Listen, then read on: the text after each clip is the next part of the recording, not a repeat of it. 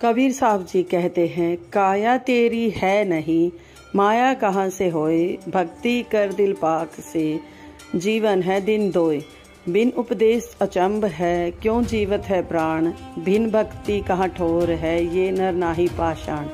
तुम चिंता मत करो, मैं तुम्हारे दिमाग में बैठ सब तुम्हें बता दूंगा। प्राणी जैसा कर्म करेगा वैसा ही फल पाएगा। बुरे कर्मों को भोगने से बचने का एकमात्र उपाय, जैसा भोजन खाइए तैसा ही मन होए, जैसा पानी पीजिए तैसी वाणी होए। सबका मालिक एक है, वह मालिक और कोई नहीं, केवल कबीर भगवान है। और वह मालिक इस समय पृथ्वी पर संत रामपाल जी महाराज की रूप में अवतरित हुए हैं। जितना जल्दी हो सके उन्हें पहचान लीजिए। के रोग से ग्रस्त है और जब तक ये रोग नहीं कटेगा तब तक इस जीव को सुख नहीं हो सकता। चाहे यहाँ पर ये पृथ्वीपति बन जावे, चाहे साई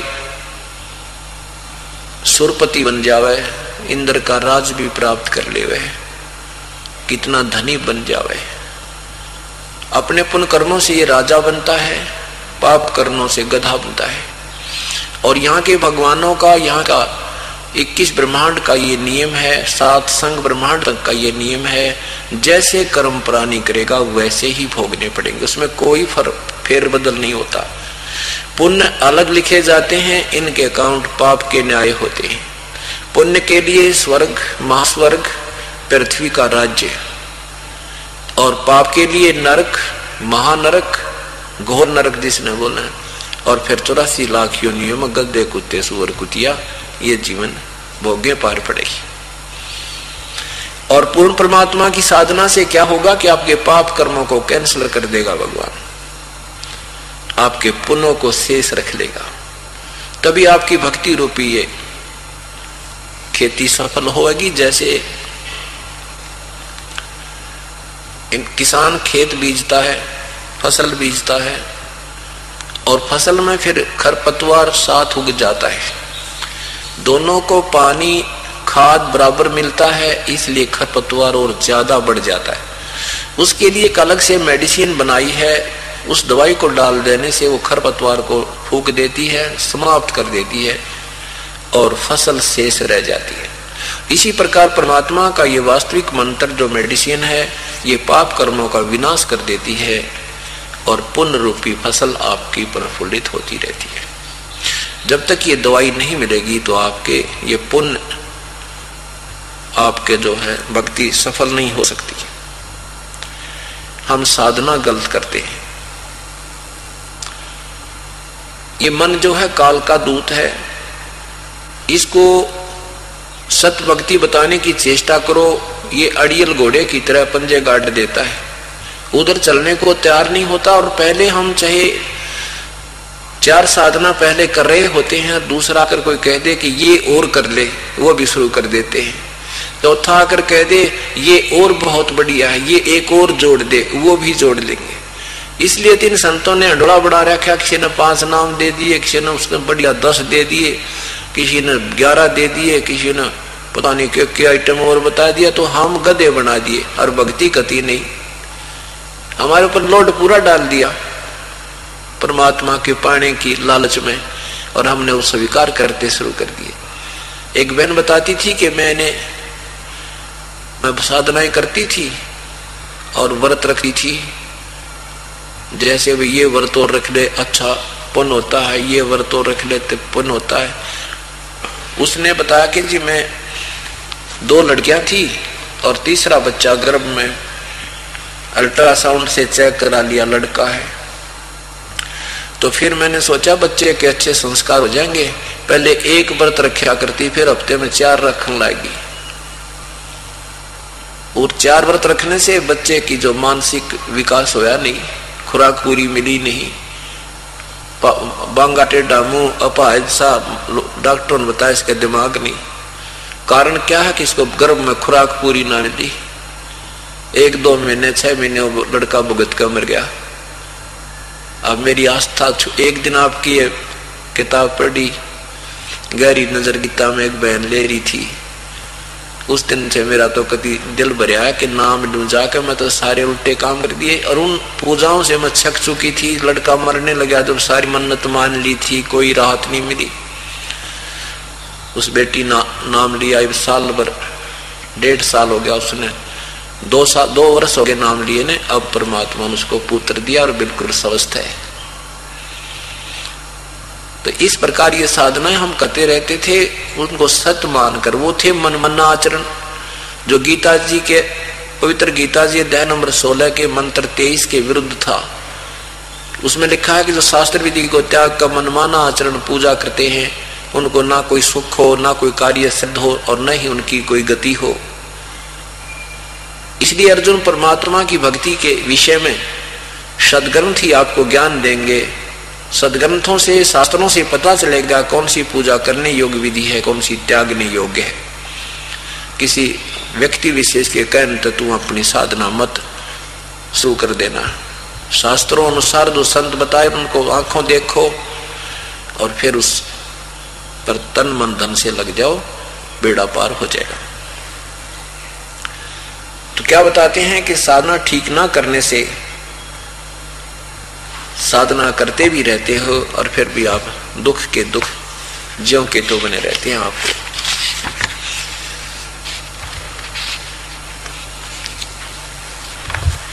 इस मन के साथ आत्मा का संयोग कर रखा है। जैसे गाय और गधे को एक रस्से से बांध कर छोड़ दे तो दोनों के विचार नहीं मिलते, उनका आहार नहीं मिलता। इस प्रकार आत्मा को गाय समझो, मन को गधा। आत्मा की जो खुराक है परमात्मा की भक्ति, शुभ कर्म, विनम्र भाव से बोलना, शिष्टाचार में रहना। और मन की आदत है बकवाद करना, गाल में लोटना, गंदे कूड़े करकट खाना। तो इस मन की आदत है सांग सिनेमा देखना, गुटी लाना, शराब पीना, ये सिगरेट पीना, ताश खेलना, गप्पे मारना, अच्छी बुंडी कथा सुनना, गपोड़ पेलना। ये मन की खुराक है। और आत्मा की खुराक है सत्संग में आना, परमात्मा के गुण गाना, सदग्रंथों को पढ़ना, प्यार से बोलना, किसी के प्रति द्वेष ना रखना। इस तरह के गुण आत्मा के। तो काल और मन चाहता है बकवादी साधनाएं भी करते रहें और बकवाद भी साथ करता रहूं, लेकिन भगवान की भक्ति बकवादों से नहीं हो सकती।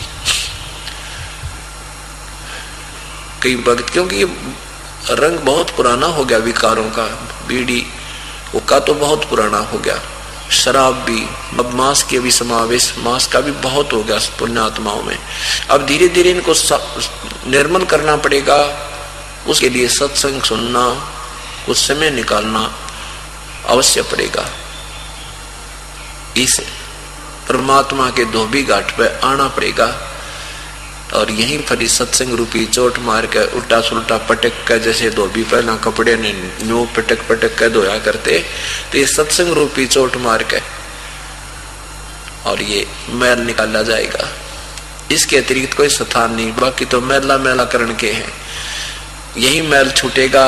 यहाँ हम आ नहीं पाते तो मैल नहीं छूटेगा, कपड़ा ज्यादा मैला होता जा रहा है। तो पहली बार कोई पुण्यात्मा सत्संग में आते हैं तो सत्संग भले ही उसको अच्छा ना लगे, क्यों नहीं लगता? तुलसी पिछले पाप तय, तुलसी पिछले पाप से हरि चर्चा ना भावे, जैसे जवर के वेग त्रय भाई भूख विदा हो जावे। जो प्रथम बार सत्संग सुनते हैं, प्रभु की कथा सुनते हैं, उनको अच्छे नहीं लगे क्योंकि उन्होंने अंतराग्नि सुन रखी, फिल्मी गाने सुन रखे और फिर वो नाना प्रकार की दत्त कथाओं भगवान के विषय में सुन रखी हैं। तो ये तत्व ज्ञान एक बार कड़वा कड़वा लगेगा। लेकिन किनको लगता है? तुलसी पिछले पाप से, जैसे किसी को बुखार हो जाता है, उस बुखार की वजह से उस व्यक्ति को रोटी भी कड़वी लगे, दूध भी कड़वा लगे, चीनी गे का पी ले तो भी, मिश्री का डाला हुआ भी कड़वा लगे, मनुखा दाख काजू भी कड़वे लगे, सेब संतरे भी कड़वे लगे, वो खाद्य पदार्थ कड़वे नहीं है। कड़वा तो उसके बुखार ने उस शरीर की व्यवस्था कड़वी बना दी, जिस कारण से उसने मीठी चीज भी कड़वी लग रही है। ठीक इसी प्रकार जिसके ऊपर पाप कर्मों का दबाव ज्यादा होता है, वो बुखार होता है, वो टेम्परेचर बना होता है, जिस कारण से उसको ये राम नाम की मनुखार्दाख भी कड़वी लगती है। उसका तरीका क्या है, उसका जो है ना इस बुखार को उतारने की विधि क्या है? विधि यही है, जैसे बीमार आदमी कड़वे कड़वे कैप्सूल कुनीन की गोलियां धक्के दिखाया करे, ना मन माने तो भी मार कर गला पानी के साथ जो है ना फांका मार कर पीना ही पड़ता है, ग्रहण करनी पड़ती है। फिर वो क्रिया अंदर जाके अपनी क्रिया करती है, दवाई धीरे धीरे बुखार को नरम करती है, और फिर जितना भी बुखार कम हो जाएगा, आधी रोटी, एक रोटी, खिचड़ी आधी ये व्यक्ति खाने लग जाता है। और फिर कुछ दिनों में ऐसी भूख लगती है, 4-4, 5-5 रोटी सूखी खा जाता है, चाहे चटनी भी ना हो, चाहे उसको सब्जी भी ना मिले। और पहले घर वाले बीमार आदमी ने बढ़िया भोजन बना के दिया करे, एक ग्रास नहीं खा सकता, क्योंकि तब तक वो बुरा बुखार से ग्रस्त था।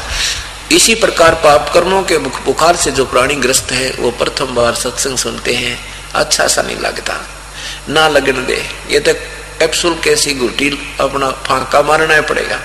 और फिर देखना 1-6 महीनों के बाद, हे भगवान, आप 100 किलोमीटर जाकर या भूख लगेगी आपको राम नाम की सत्संग सुनने की, महिमा सुनने की, 100 किलोमीटर जाके आप या भूख मिटाया करोगे।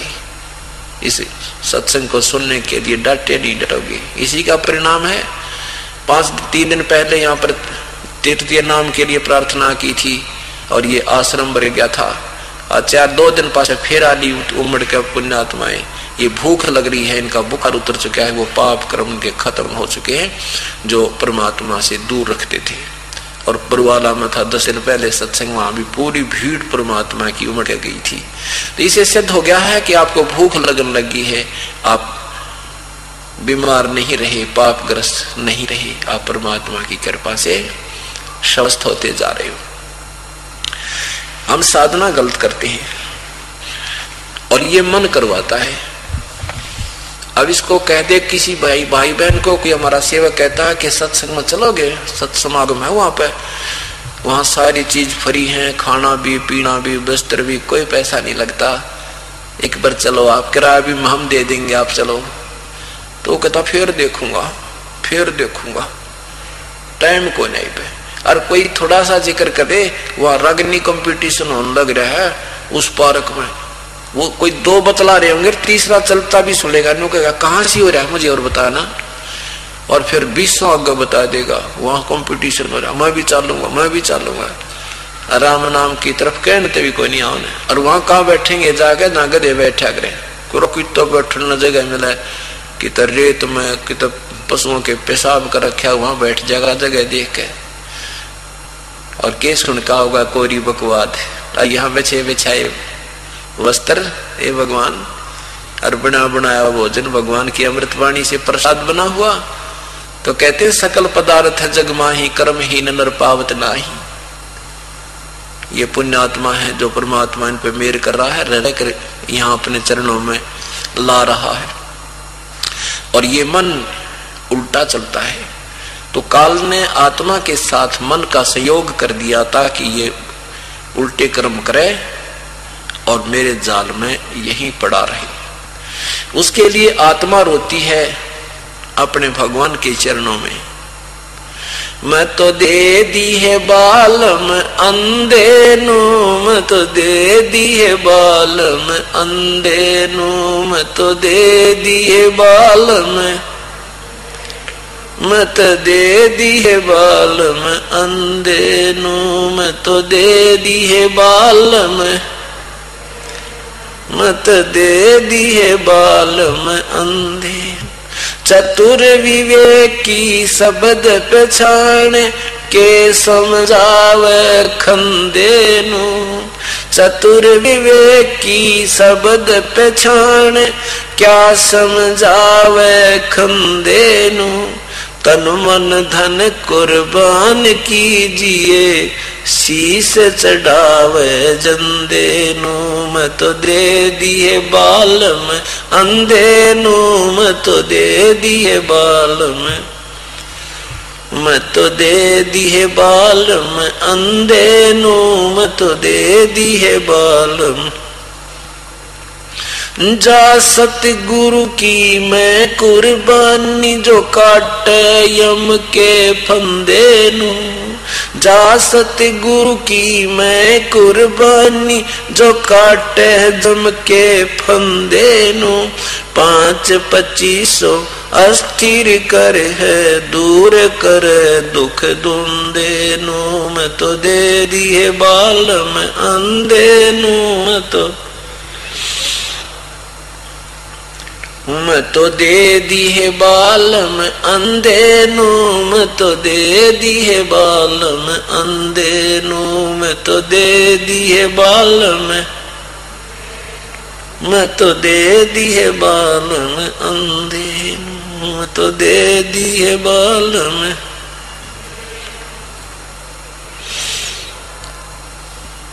कर परिणाम परम पद पावे पवन चढ़े ब्रह्मरंदे नू कर परिणाम परम पद पावे पवन चढ़े ब्रह्मरंदे नू गरीब दास ये बगल विद्या है कोई दाने खेल खिलंदे नू मैं तो दे दिए बालम अंधे नू मैं तो दे दिए बालम अंधे नू मैं तो दे दिए बालम अंधे नू मैं तो दे दी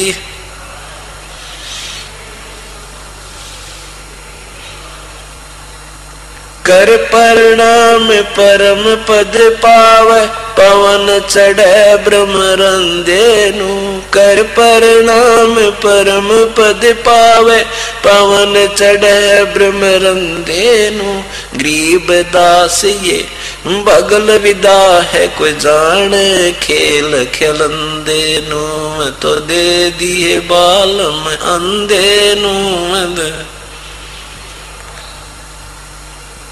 आत्मा रो रही है भगवान के चरणों में परमात्मा की एक रूमत इस अंधे के साथ लगा दी इस काल के।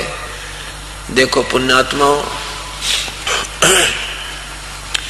सदग्रंथों में जो वास्तविकता लिखी है समाचार पत्रों के माध्यम से समाज के सामने आ रही है और पुण्यात्मा पढ़कर सदग्रंथों से मिला भी रहे हैं और मिलाने के बाद भी मन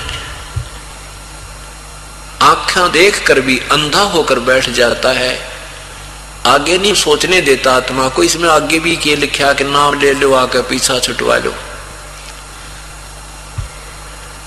जैसे ये दास बाहर सत्संग करने लगे थे, नगर नगर में जाकर सब बहन भाई आते थे, सत्संग सुनते थे, प्रोजेक्टर पर अपनी आंखों देखते थे, घर जाकर के अपने सदग्रंथों से मिलाते थे, ये भी स्वीकार कर लेते थे कि सचमुच सत्य लिखा है, पर हम नाम नहीं ले सकते। बता इसमें यू मन रोक रहा है अंधा। कहते हैं मैं तो दे दी बालम अंधे नु। आत्मा मन का सहयोग मांगती है, ये भगवान से दूर है तब तक, और जब इसका भगवान से कनेक्शन जुड़ जाएगा फिर मन को पटक देगी उठा के, इसको अपना वास्तविक पति मिल जाएगा। जब तक इसका कनेक्शन नहीं होता, नाम ग्रहण ये नहीं करती आत्मा, तब तक ये मन के आधार से चलती ही रहती है। मन इसको रोकता है, ये रुक जाती है, और जब परमात्मा का सहयोग मिल जाता है फिर ये मन की नहीं सुनती। आप यहाँ आ रहे हो, ये मन का सहयोग नहीं रहा आपके साथ, आपने मन का साथ छोड़ दिया है, आपने परमात्मा का, आत्मा ने परमात्मा का साथ ग्रहण कर चुकी है। इसलिए आप यहाँ आ रहे हो, नहीं तो यहाँ नहीं देखती अपनी सा डरा दे, कहीं नो ना हो जा, पाछे ते गड़बड़ ना हो जा, कोई नुकसान ना हो जावे, और सारा परिवार बैठा रहा, नुकसान होना हो जब सारा ही हो जावे। एक नगर में बता रहे थे कि सारा परिवार ऊपर सोए और नीचे चोर सारा सामान काट ले गए, तो चकला बेलन भी ना छोड़ा, गर्मी आ गए दिन थे। बता सारा परिवार वहीं था, नाश हो गया, कति पैसे भी 2-3 लाख रुपए निकाल ले गए। तो यहाँ आने से ये ज्ञान होगा, भाई हम रुखाड़े नहीं है, हमारा रखवाला ही कोई और है। तो वही हम सोएंगे वो रखवाला रहेगा, आपके चारों तरफ घूमा करेगा, आपके घर पर भगवान आपके निकट नहीं आने देगा किसी को।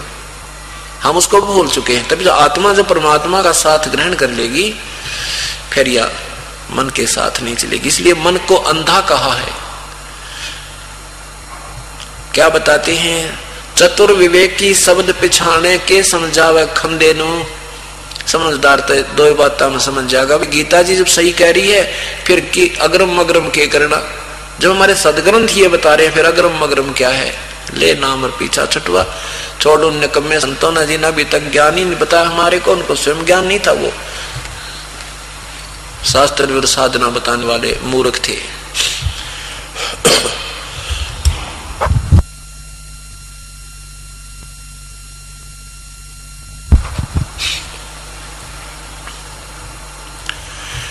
कहते हैं चतुर विवेकी शब्द पिछाने। समझदार व्यक्ति तो इन सब प्रमाणों को पहचान लेगा, सदग्रंथों में लिखे ज्ञान को स्वीकार कर लेगा। और के समझावे खंडे ने, क्या कहते हैं कई भक्त की बात आपकी सच्ची पर नाम नहीं ले सकते। क्यों नहीं ले सकते? कि कैसे छोड़े ब्रह्मा विष्णु महेश ने, हमारे तो बहुत प्यार हो गया इनमें। उनको ये समझना चाहिए, ज्ञान पूरा सुनो। जैसे उल्टा लटका हुआ संसार रूपी वर्ष है, ऊपर को जड़ है वो तो पूर्ण परमात्मा है, और नीचे को तीनों गुण रूपी शाखा है, रजगुण ब्रह्मा, सतगुण विष्णु, तमगुण शिव जी। अब जैसे आप कोई पौधा लाओगे, आम का पौधा लाते हो नर्सरी से, क्यों कैसे बीजेंगे हम उसको? उसकी मूल को, जड़ को जमीन में गड्ढा बनाकर लगाएंगे, मिट्टी से ढक देंगे, उसमें फिर सिंचाई पूजा करेंगे उस जड़ की, और टहनियां बड़ी होंगी। जड़ में की हुई पूजा, वो सिंचाई टहनियों को बड़ा करेंगे, वो फिर वृक्ष बनेगा, और वृक्ष बन करके फिर तीनों गुण रूपी रजगुण ब्रह्मा, सतगुण विष्णु, तमगुण शिवजी रूपी शाखाओं का ये आम लगेंगे, वो फल लगेंगे। तो टहनियों को छोड़ना नहीं, वृक्ष से तोड़ना नहीं होता। हम क्या कर रहे हैं अनजानपने में? हम टहनियों को तो नीचे जमीन में गाड़ रहे हैं। हमने टहनियों तो नीचे गाड़ रखी है जमीन में, और जड़ ऊपर न कर रखी है, और उन टहनियों को पूजा कर रहे हैं, पानी सींच रहे हैं, तो सारा वृक्ष भक्ति रूपी पौधा सूख गया आपका। इसको सीधा करना, बस कुछ भी नहीं करना, ना छोड़ना। मूल की पूजा करो। ब्रह्मा विष्णु महेश यहाँ के भगवान है, आपके किए कर्म का फल इन्होंने देना है। इतनी सी बात थी, पर इन ज्ञान इन संतों ने सारा काम उल्टा कर रखा है।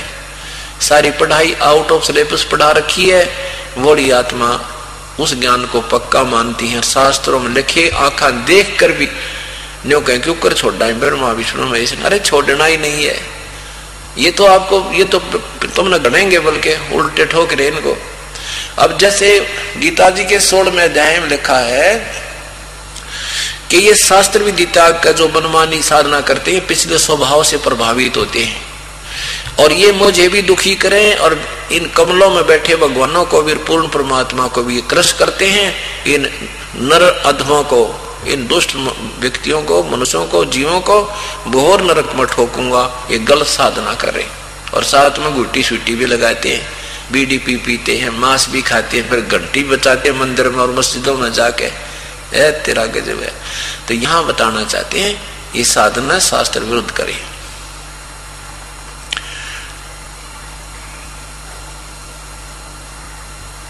तन मन धन कुर्बान कीजिए, शीश चढ़ावे जिंदे नू। ये मुर्दों की पूजा छोड़ के जिंदे संत को, जीवित जो संत है, और वो परमात्मा जिंदे रूप में आए थे सत कबीर महाराज कहते हैं, शीश चढ़ावा उस जिंदे नू। कबीर परमात्मा के निमित्त पर अपना शीश समर्पण कर दे। शीश कोई काटने से नहीं समर्पण किया जाता। शीश कैसे समर्पण होता है? गुरुदेव की एक एक बात की आज्ञा का पालन करे, पर विवेक के साथ जो संकेत करते हैं उस तरह से लें। एक समय गुरुदेव ने अपने 4-5 शिष्य बैठे थे, उनसे कहा भी पहले तो ये शिक्षा दी कि गुरु की आज्ञा का पालन जो नहीं करता वो प्राणी, वो साधक फेल हो जाता है। गुरु की आज्ञा अवश्य माननी चाहिए, शिष्य को वही सफल होता है। और जो गुरु आज्ञा का पालन नहीं करता वो भक्तिहीन प्राणी हो जाता है, नरक में जाता है। कुछ देर के बाद कहते हैं कि बच्चों मेरी आज्ञा का पालन करो। शिष्य कहने लगे हुक्म करो गुरुदेव। गुरुदेव ने कहा कि मेरे सिर में 5-5 जूते लगाओ। अब धर्म संकट में पड़ गए, गुरुजी का जूते लाओ, माँ बाप लगे, और नहीं लगावे तो गुरुदेव की आज्ञा का उल्लंघन हो रहा है।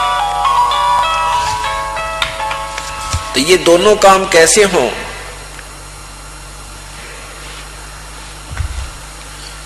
अब बैठे रहे नहीं, असमंजस में पड़ गए, स्तब्ध हो गए।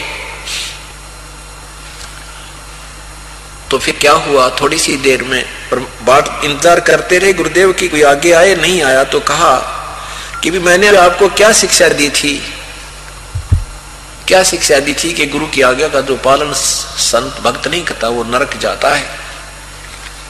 देख लो बच्चों तुम कानून तोड़ रहे हो। इतने में एक भक्त उठा, अपना जूता निकाला, गुरुदेव के निकट जाकर के अपनी ही शीश पर 5 मारे, पट्टाए पट। अब गुरुदेव ने कहा भाई बेटा डांडी मत मारे, मैंने मेरे सिर पर कहा था, तेरे पर नहीं कहा।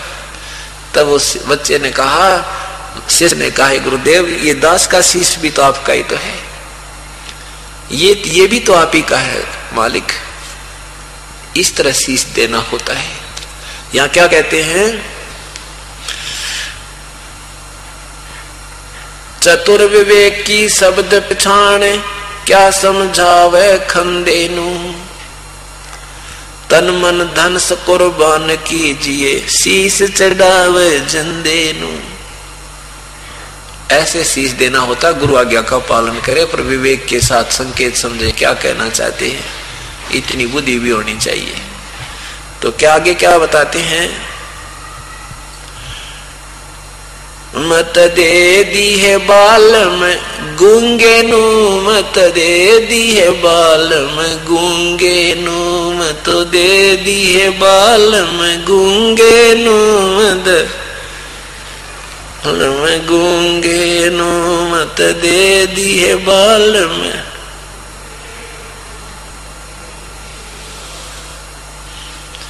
जा बालम दी बल बली जावा, जो ध्यान लगावे ऊंगे नू, जा बालम दी बली बली जावा, ध्यान लगावे ऊंगे नू।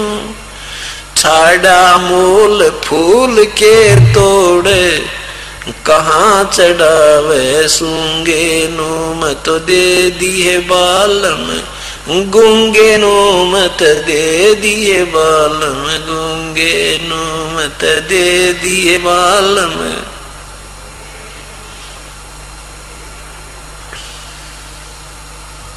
दूध गऊ दा बछे बिटाला, क्या चढ़ावे चूंगे नू, गऊ दूध गऊ दा बछे बिटाला, क्या समझावे चूंगे नू। या तन देही विनस जाते है, भोर आनियो गूंगे नू, मत दे दिए बालम गूंगे नू, मत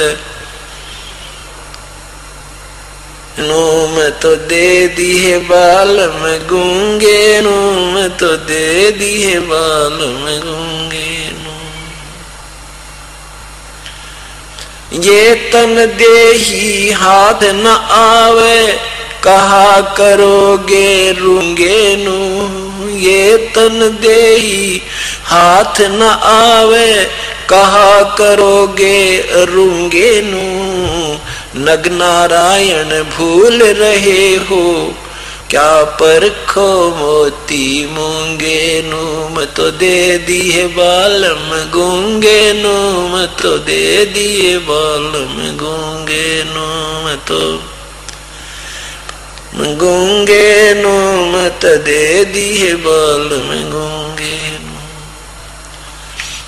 नग नारायण भूल रहे हो, क्या परखो मोती मूंगे नू, नग नारायण भूल रहे हो, क्या परखो मोती मूंगे नू।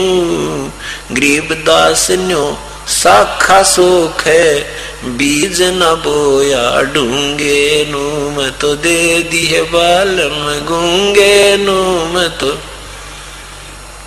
गूंगे नू, मैं तो दे दिए बालम गूंगे नू, मैं तो दे दिए बालम गूंगे।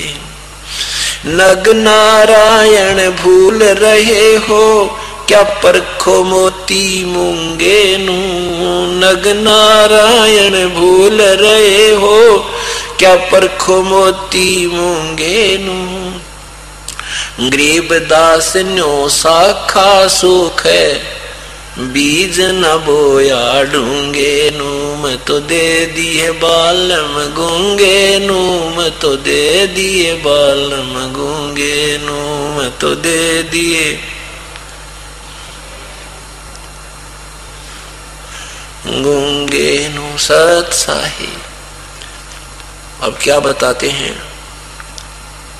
अब राम नाम के लिए, सत्संग के लिए कोई बहन अपने पति को, भाई को, बहन पिता को, किसी को प्रेरणा देते हैं, या भाई अपनी बहन को, मात को, पिता को, पत्नी से कहते हैं, तो सत्संग के नाम पे कहते लड़न हो जाएंगे, कह कति मौन हो जाएंगे, बोल रहे को ना, गूंगे।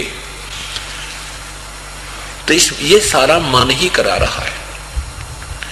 तो यहाँ के क्या कह रही है आत्मा के, मैं तो दे दी बालम गूंगे नू।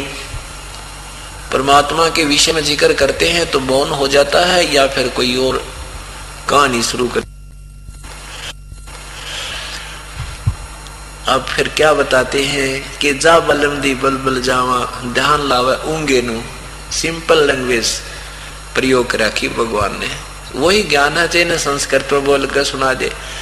अब हमने कोई जाना है रोहतक और कोई रास्ता बता रहा, रास्ता पूछना है, उसने कोई अंग्रेजी में बता दे चाहे हिंदी में, पर उस लैंग्वेज में बता दे जिसमें अगला समझ जाए तो और बढ़िया काम होता है।